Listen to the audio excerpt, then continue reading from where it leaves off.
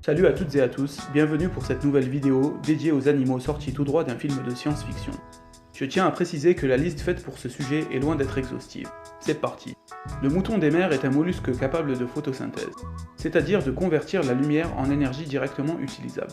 Cette prouesse biologique, réservée habituellement aux végétaux, lui est possible car il arrive à intégrer à son propre organisme les chloroplastes des algues dont il se nourrit.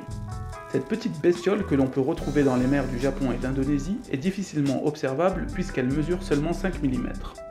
Le Grympoteuthis est un octopode appelé communément pieuvre ou poulpe Dumbo, en raison de leur corps en forme de pattes d'éléphant et de leurs deux nageoires en forme d'oreilles qui rappellent le personnage Dumbo l'éléphant.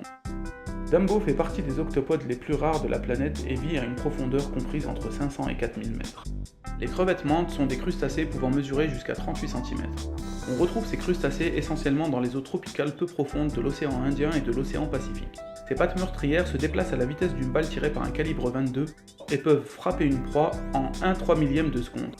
Une telle vitesse fait bouillir l'eau autour de ses pattes et crée une onde de choc susceptible de tuer une proie manquée par la frappe. Le papillon caniche est une nouvelle espèce qui a été découverte en 2009 au Venezuela. Au jour d'aujourd'hui, cette espèce reste un mystère pour les scientifiques. Cette larve de papillon de nuit peut être retrouvée en Australie, en Papouasie, en Nouvelle-Guinée et en Nouvelle-Calédonie.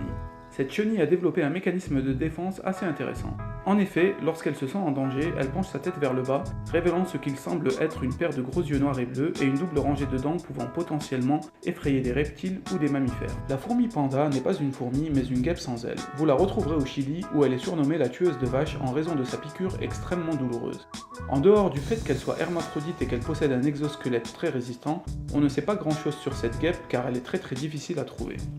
Le Leucochloridium est un ver parasite pouvant prendre le contrôle mental d'un escargot, le transformant en une sorte de zombie afin qu'il se suicide.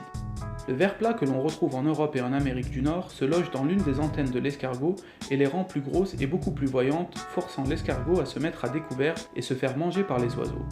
Une fois dans l'estomac de l'oiseau, le ver peut alors se reproduire et continuer son cycle de vie. L'ayaï est un primate archaïque du groupe des lémuriens. Uniquement localisé dans la forêt côtière au nord de Madagascar, il est actuellement en voie de disparition. L'ayaï est un animal nocturne. Lorsqu'un ennemi s'approche de trop près, il pousse un cri dissuasif en soufflant par le nez. Ce cri effraie les animaux intrus mais aussi la population indigène. La taupe au nez étoilé est une petite espèce de taupe nord-américaine. Sa longueur atteint environ 20 cm. Il doit son épithèle d'étoile à la forme très caractéristique de son museau. Les épithèles ne sont pas des organes d'odorat, mais plutôt des organes tactiles qui peuvent bouger dans tous les sens et qui servent à explorer l'environnement et à chercher de la nourriture puisque la vue de la taupe est quasi nulle. La grenouille noire de pluie vit sur la côte sud de l'Afrique. Elle se gonfle en cas de danger et sécrète une substance collante sur son dos afin que le mâle ne tombe pas durant l'acte sexuel, et est aussi la cousine éloignée de Jabba le Hutt. Le cerf fait partie des plus petits cervidés existants au monde. On le retrouve en Chine centrale et méridionale. Les mâles et les femelles ont de grandes canines supérieures, style hache de pierre.